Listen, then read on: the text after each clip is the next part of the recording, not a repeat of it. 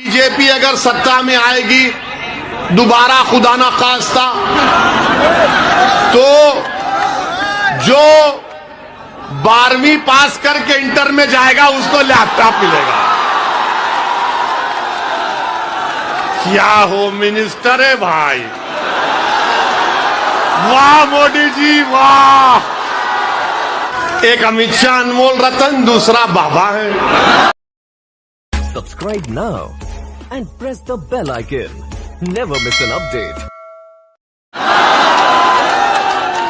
बाबा कहते हैं कि मई जून में बर्फ ला लूंगा, जनवरी में गर्मी पैदा कर दूंगा। बाबा आपको नोबेल प्राइज मिल जाएगा इस बयान पर। मौसम वैज्ञानिक हो चुके हैं बाबा।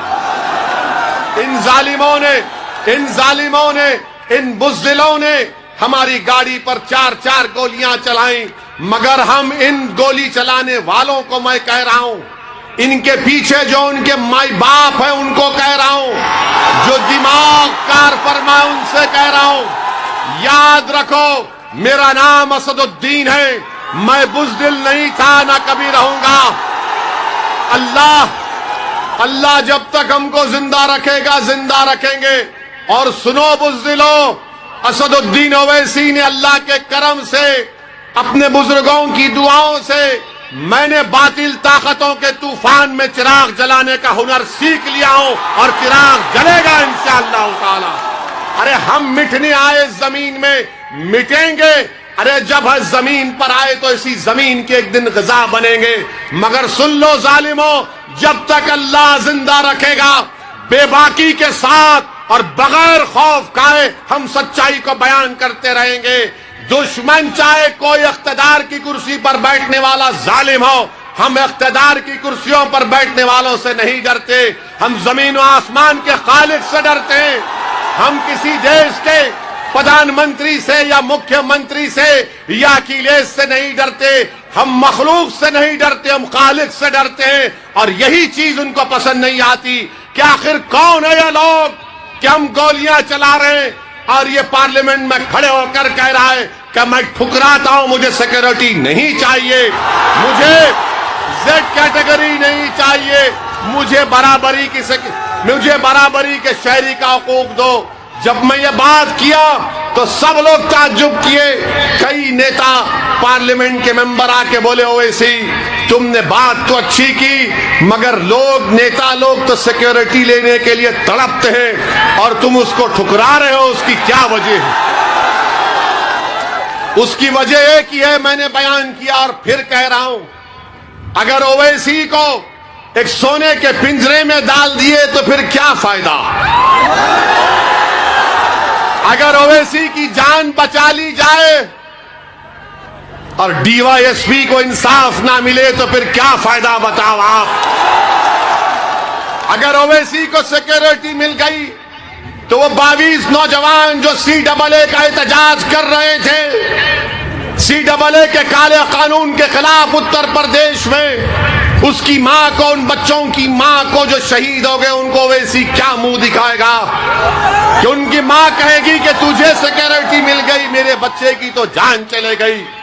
अगर आप जिंदा रहेंगे, आपका घर आबाद रहेगा, आपके घर में बच्चों को इंसाफ मिलेगा, बेटियों का तहफ्फुज़ होगा, इबादत गाहें महफूज रहेंगी, महिलाओं की इज्जत हो गई तो ओवैसी भी इज्जत में इजाफा होगा।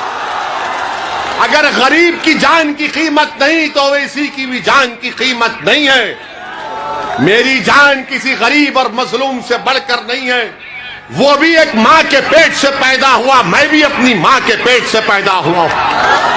मेरा नाम चाहे कुछ भी हो, मगर आज इस देश में, इस प्रदेश में गरीब की जान की हिफाजत करना है, मजलूम की हिफाजत करना है, कमजोर को ताकतवर बनाना है, जो नीचा है उसको ऊपर उठाना है, हकदार को उसका हक दिलाना है।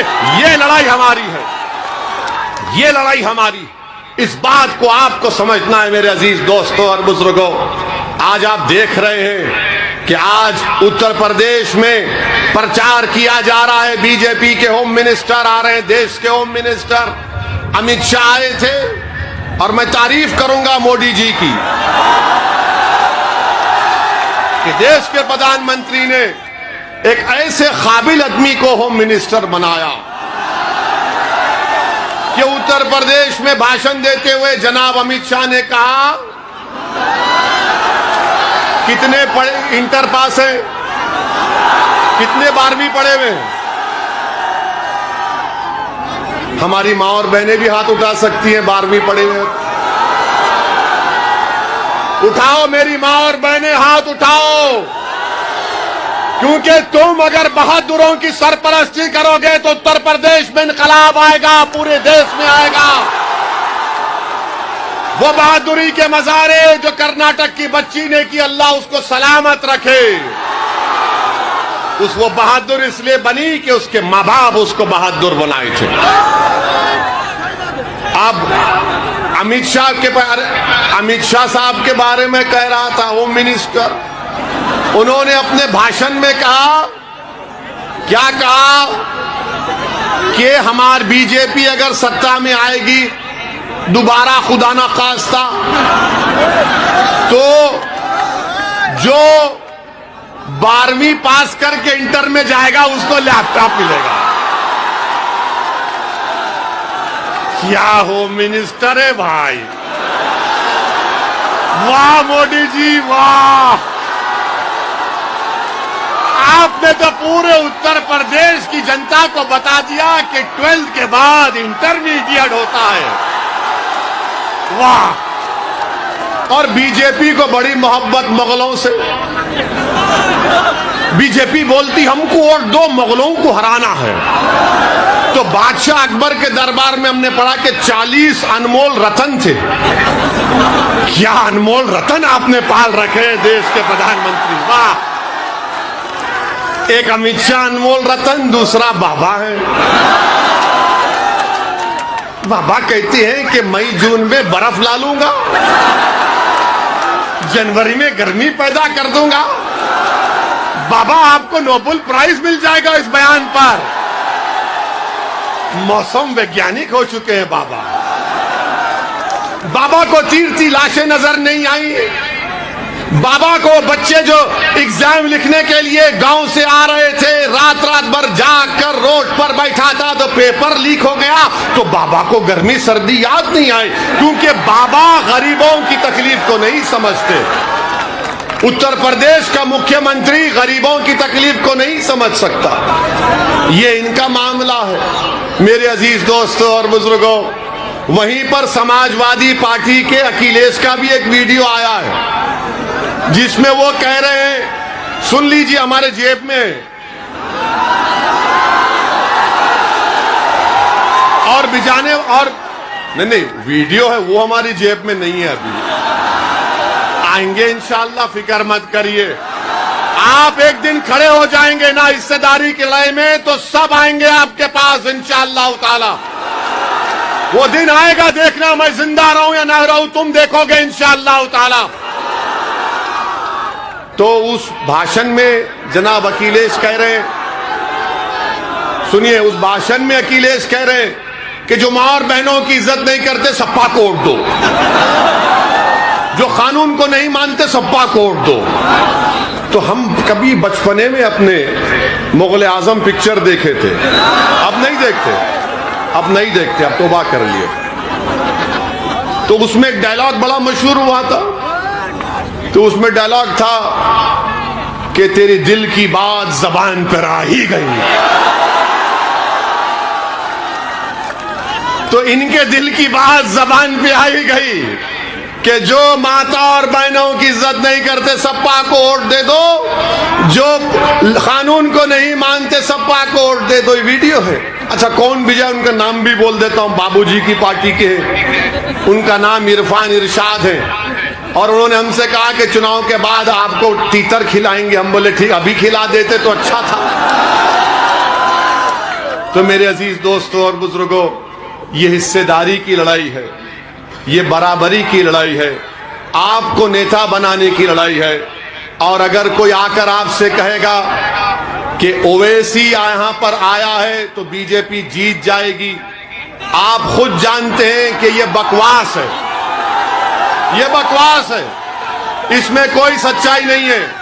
सुनिए, आप सुनिए हमारी बात को।